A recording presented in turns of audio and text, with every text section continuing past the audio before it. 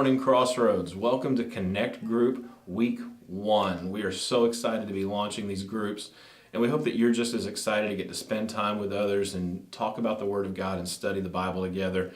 Yesterday we started the book of James. Pep introduced us to the character of who James was. Many of you may not have realized that this guy was Jesus' brother. He grew up with him. And all through Jesus' life, James wrestled with the fact that here's my brother claiming to be the Son of God. And it wasn't until after Jesus was crucified, after the resurrection, when Jesus personally appeared to James, that the light bulb went off and James finally became a believer. And what you're going to see as we study this book is that it changed James' life immensely. He became the pastor of the church at Jerusalem. He was the head honcho. When they had council meetings, when they had things to discuss, he was in charge, and everybody, including guys like Peter and Paul, who maybe you think of a little bit more often, they listened and they paid attention when James got up to speak.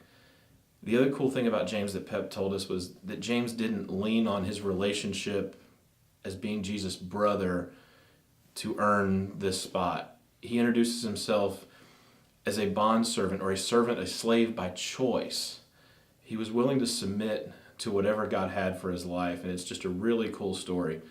But this week Pep introduced James to us, and we hope that in your groups tonight that you'll take some time, in addition to the few questions that we've got, we want you to introduce yourselves to each other. We want you to get to know each other, because the only way these groups are going to work is if you build relationships, you know each other, and you feel comfortable sharing and talking about these things in your group.